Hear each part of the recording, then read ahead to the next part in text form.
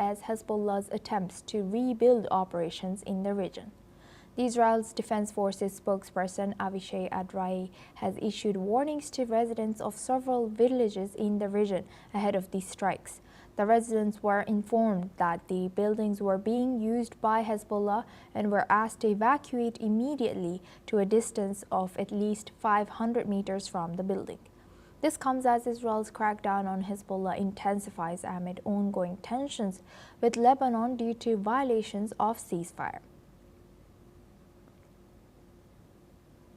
Now for this discussion, we welcome Mohammed Osman. He's an international relations expert, joins us live from Cairo.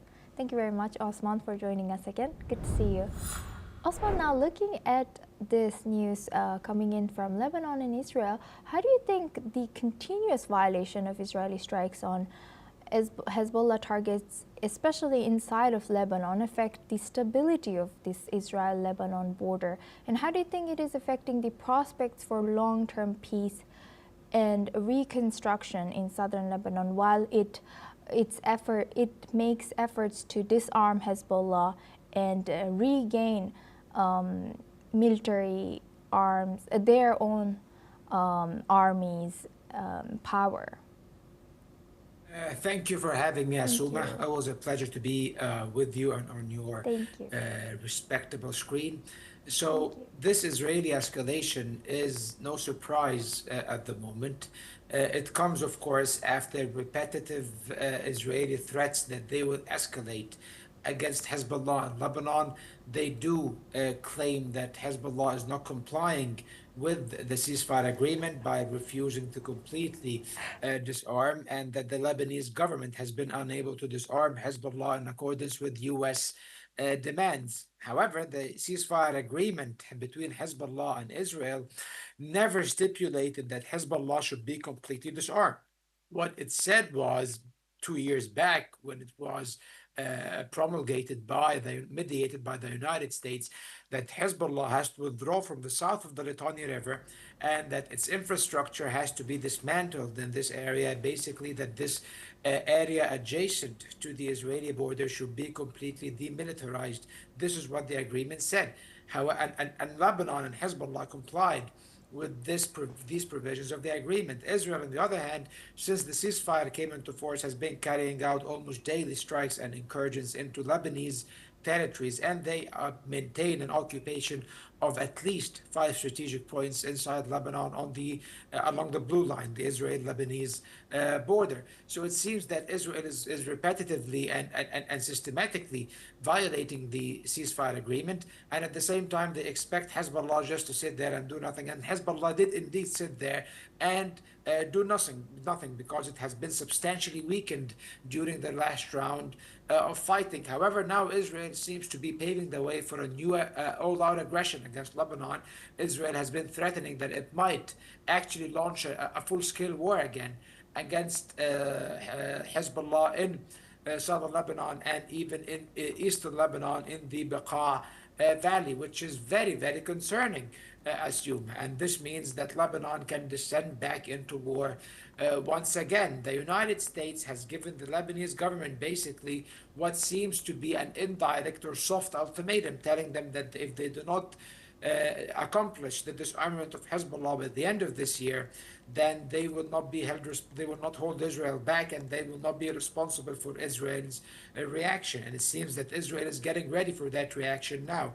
They have carried out several military drills along the border that basically simulate an invasion of southern Lebanon, and it seems that they are preparing for a wider military operation inside Lebanon. The UN just today warned that such Israeli violations, especially the huge airstrikes today, might actually threaten the ceasefire, because at some point Hezbollah might just respond to Israel's violations. And I think, Asuma, this is what Israel really wants. The Israeli government wants Hezbollah to be provoked into responding to its provocations, so that an all-out war might start again in Lebanon, through which Israel can expand more into Lebanese territory and acquire more territory inside southern Lebanon, maybe establishing a buffer zone or even occupying the south of the Litani River. And the Netanyahu government, since the war in Gaza is now frozen,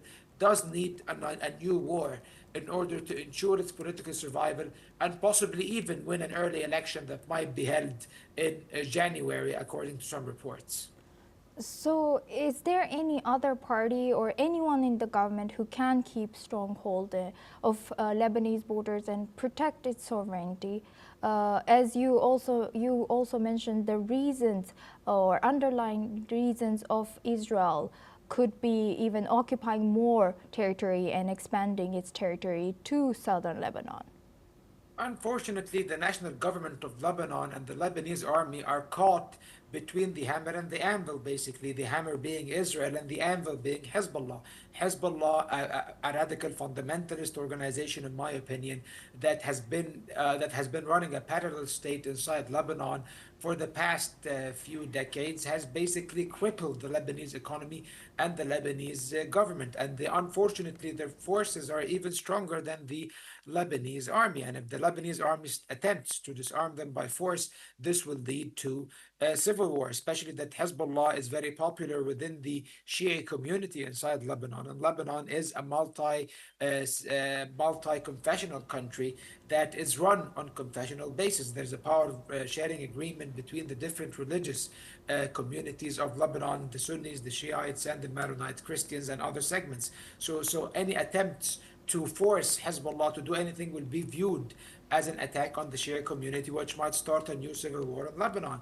And on the other hand, at the same time, Hezbollah has been carrying arms outside the sphere of the state and refuses to allow the state to monopolize the use of force, the right to wage war and make peace, and also the right to possess arms. This is something that Hezbollah is denying the Lebanese government. And on the other hand, Israel is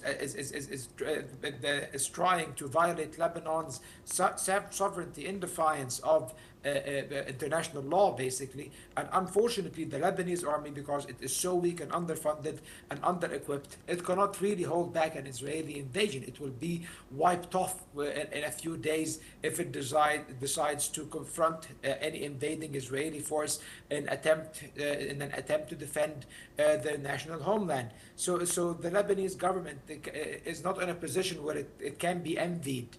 It's completely unenviable from the way from where things stand. Assume Lebanon is in very dire straits, and of course Israel is to be held responsible in the first place, and also Hezbollah shares a very great portion of that responsibility as well. Right. Thank you for sharing the extensive insight from all